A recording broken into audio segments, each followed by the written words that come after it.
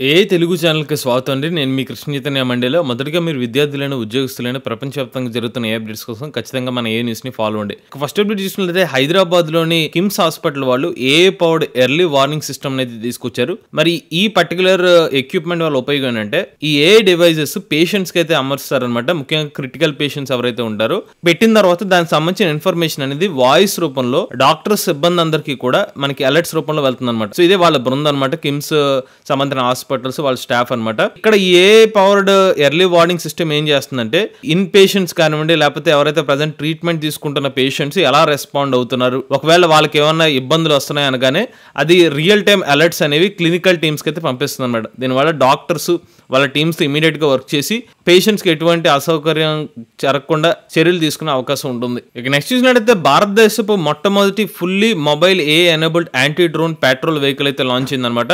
దీని పేరే ఇంద్రాజిల్ అనే పిలుస్తున్నారు. ఇంద్రాజిల్ డ్రోన్ డిఫెన్స్ వాళ్ళైతే ఇంద్రాజిల్ రేంజర్ అనే ఒక భారతదేశపు మొట్టమొదటి యాంటీ డ్రోన్ పెట్రోల్ వెహికల్ ఏడీపీవీ అనేది తీసుకొచ్చారనమాట. ఇదే మనకి ఆ ఇంద్రాజిల్ సంబంధించిన ఏ యాంటీ డ్రోన్ సిస్టమ్. ఇది ఏం చేస్తుందంటే ఒకవేళ మన దేశం మీద శత్రు సైన్యం వాళ్ళు ఏమన్నా మిసైల్స్ లాంటివి పంపిస్తే ఇది ముందుగానే డిటెక్ట్ చేసి అలర్ట్ చేస్తుంది అనమాట. సో ఇది ఇంద్రాజిల్ రేంజర్ అనమాట. సో దీన్ని ఇది వెహికల్ లో ఇంటిగ్రేట్ చేస్తారు కాబట్టి ఎక్కడైనా రిమోట్ ఏరియాస్ లో దీనికి కావాల్సినట్టు వేరే చోటకి మన పంపించి దానికి సంబంధించిన అలర్ట్స్ లాంటివి పొందొచ్చు. ముఖ్యంగా ఇండియన్ ఆర్మీకి అలానే మన ఇంటెలిజెన్స్ విభాగానికి హెల్ప్ అవుతుందని అయితే వీళ్ళైతే చెప్తున్నారు. ఇలా కనిపిస్తుంది అనమాట. ఒక వెహికల్ కి అమర్చి చేసిన ఇంద్రాజిల్ సంబంధించిన యాంటీ డ్రోన్ సెక్యూరిటీ సిస్టమ్ ఇది. ఇక నెక్స్ట్ అయితే ఎంఐటి సైంటిస్టులు ఒక సరికొత్త ఏ మోడల్ అయితే క్రియేట్ చేశారన్నమాట. ఈ మోడల్ ఏం చేస్తుందంటే ఏమన్నా కొంచెం కష్టమైన జబ్బుల్ని నివారించే సొల్యూషన్స్ కోసం దానికి రిలేటెడ్ మాలిక్యూల్స్ రిలేటెడ్ ఒక మోడల్ అయితే తీసుకొచ్చారన్నమాట. దాని పేరే బోల్డ్ Z2 అని పేరు పెట్టారు. ఇది ఒక open source bio molecular structure prediction model అయితే చెప్తున్నారన్నమాట. ఇది ప్రోటీన్ బైండింగ్ ఎఫినిటీ గురించి అయితే తెలుసుకుంటుంది. దీని అఫీషియల్ గా అక్టోబర్ 26వ తారీఖున తీసుకొచ్చి బట్ దాని గురించి రీసెంట్ గా ఒక సమ్మిట్ లాగా పెట్టి విద్యార్థులకు అందరికీ కూడా ఈ పర్టికులర్ మోడల్ ఎలా పనిచేస్తుందో చెప్పడం జరిగింది.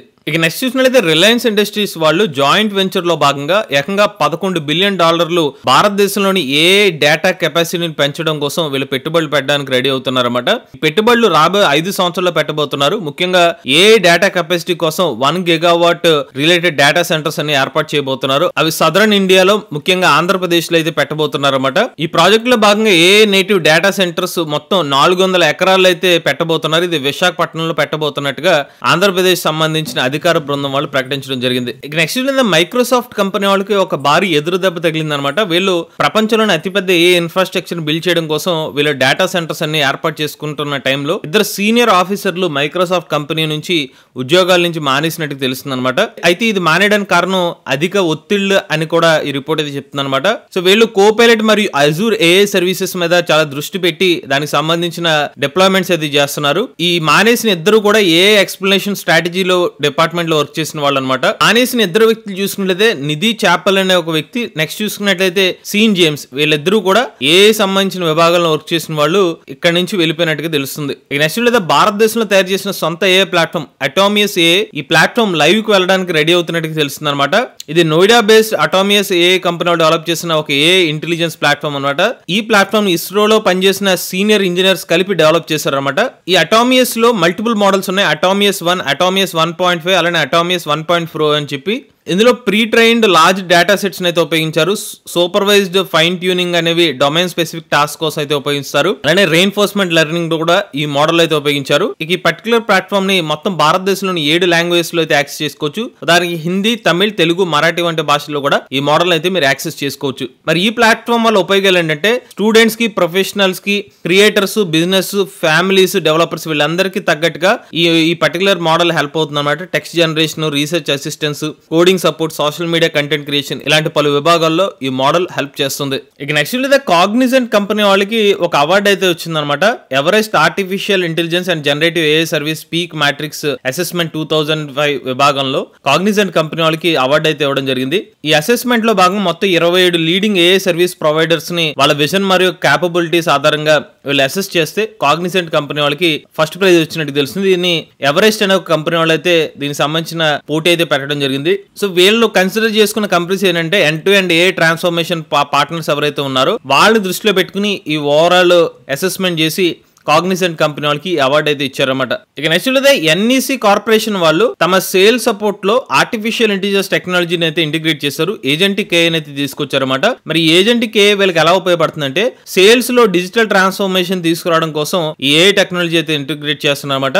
సేల్స్ రిప్రజెంటేటివ్స్ యొక్క యాక్టివిటీని రికార్డ్ చేయడం కోసం, అలానే మీటింగ్ మినిట్స్, అలానే ప్రపోజల్ టెంప్లెట్స్ ని తయారు చేయడం కోసం వీటన్నిటికి కూడా జస్ట్ ఒక AI ఏజెంట్ ని డిప్లాయ్ చేశారు. ఈ AI ఏజెంట్ సేల్స్ సంబంధించిన పర్సన్స్ ఎవరైతే వాళ్ళ డీటెయిల్స్ తీసుకుని వాళ్ళ మాట్లాడే విధానాన్ని అంతా రికార్డ్ చేసుకుని వాళ్ళకి ఇన్సైట్స్ అయితే ఇస్తుంది అనమాట. ఇలా వాళ్ళ సేల్స్ రిలేటెడ్ టాస్క్ ను మరింత బెటర్ గా పర్ఫార్మ్ చేయడం కోసం ఈ AI ఏజెంట్ వర్క్ అవుతుందని చెప్తున్నారు. ఇక నెక్స్ట్ అయితే artificial intelligence data set research platform ఏదైతే ఉందో ఇది 2029 సంవత్సరం కల్లా దీని వాల్యూ $5.65 బిలియన్ కి చేరుకునే అవకాశం ఉంటుందని చెప్పి ఒక బిజినెస్ రిపోర్ట్ అయితే చెప్తుంది అనమాట. కాంపౌండ్ యాన్యువల్ గ్రోత్ రేట్ ఏదైతే ఉందో 28.4% వరకు పెరగబోతుందని చెప్తున్నారు. రాబోయే 4 సంవత్సరాల్లో అయితే ఇది బాగా ఎక్కువ పెరుగుతుందని చెప్తున్నారు అనమాట. ఇప్పుడు ఏ కంపెనీ అయినా కూడా వాళ్ళ ఆర్టిఫిషియల్ ఇంటెలిజెన్స్ టెక్నాలజీని వాళ్ళ మోడల్స్ ను ఇంటిగ్రేట్ చేసుకోవడం వల్ల ఈ డేటా సెట్స్ కి భారీ డిమాండ్ ఏర్పడబోతుందని చెప్పి ఈ రిపోర్ట్ చెప్తుంది. ఇక next Microsoft AI CEO Mustafa Suleman గారు కొన్ని ఆసక్తికరమైన వ్యాఖ్యలు అయితే చేశారన్నమాట. ఆయన దృష్టిలో సూపర్ ఆర్టిఫిషియల్ ఇంటెలిజెన్స్ అనేది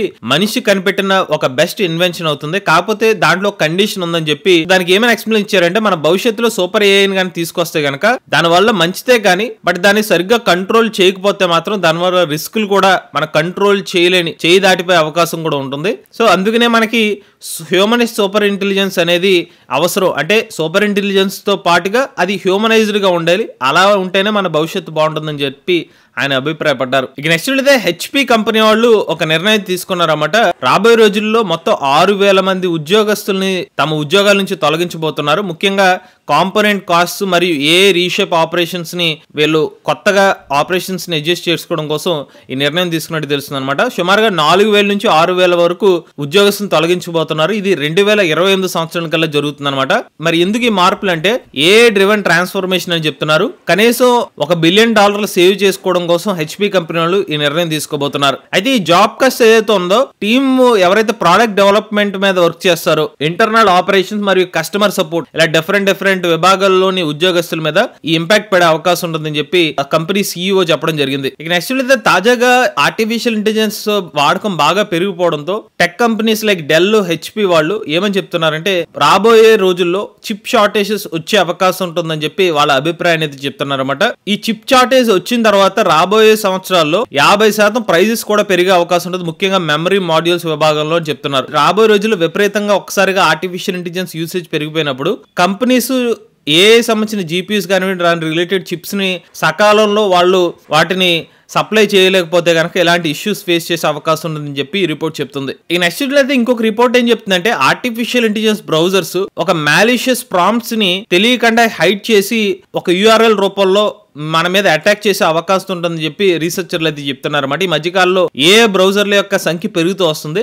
సో బ్రౌజర్ లో హ్యాష్ సింబల్ యూస్ చేసి దాని తర్వాత కొన్ని URLs ని అయితే దాస్తున్నారంట. అవి ఏం చేస్తాయంటే మన సెన్సిటివ్ డేటాని తెలియని వ్యక్తులకి లీక్ చేసే అవకాశం ఉంటుంది అని అయితే ఈ రిపోర్ట్ అయితే చెప్తుంది. బట్ స్పెసిఫిక్ గా ఇప్పుడు మనకి అందరికి అందుబాటులో ఉన్న బ్రౌజర్సా లేకపోతే తెలియని మన ఏమైనా బ్రౌజర్స్ ని ఇన్స్టాల్ చేసుకుంటే ఎలాంటి ఎఫెక్ట్ పడుతుందా అనేది ఇంకా క్లారిటీ రావాల్సి ఉంది. అలానే ఈ రిపోర్ట్ ఇంకొక విషయం అంటే ఏం చెప్తుందంటే Perplexity, Copilot for edge, Gemini for chrome ఇవి కూడా మ్యాలిషియస్ అటాక్స్ కి గురయ్యే అవకాశాలు ఉన్నట్టుగా ఈ రిపోర్ట్ అయితే చెప్తుంది. ఇక చివరిగా నార్త్ కొరియా కంపెనీ వాళ్ళు ఆర్టిఫిషియల్ ఇంటెలిజెన్స్ టెక్నాలజీని ఉపయోగించి మిలిటరీ యూజ్ లో ఇంటిగ్రేట్ చేసినట్టు తెలుస్తుంది అనమాట. DPRK రీసెర్చ్ పేపర్స్ ప్రకారంగా వీళ్ళు సర్వైలెన్స్ కానివ్వండి అలానే స్పై ఆపరేషన్స్ రిలేటెడ్ గా artificial intelligence technology related tools weapons ని తయారు చేస్తున్నట్టుగా ఒక రిపోర్ట్ అయితే చెప్తుంది అనమాట. ఇవి లేటెస్ట్ న్యూస్ అప్డేట్స్ అండి. అలానే మన తెలుగు ఛానల్ తరపున కేవలం $3,000 సంబంధించిన రికార్డింగ్ కోర్స్ అయితే ఇస్తున్నాం. అలానే level 1 plus level 2 combo course ని $10,000 ఇస్తున్నాం. ఎవరైనా ఇంట్రెస్ట్ ఉండి మన కోర్సులో జాయిన్ అవుదాం అంటే స్క్రీన్ పై కనిపించే నంబర్ కి వాట్సాప్ చేయండి. లేటెస్ట్ గైడెన్స్ కోసం తెలుగు ఛానల్ సబ్స్క్రైబ్ చేసుకోండి.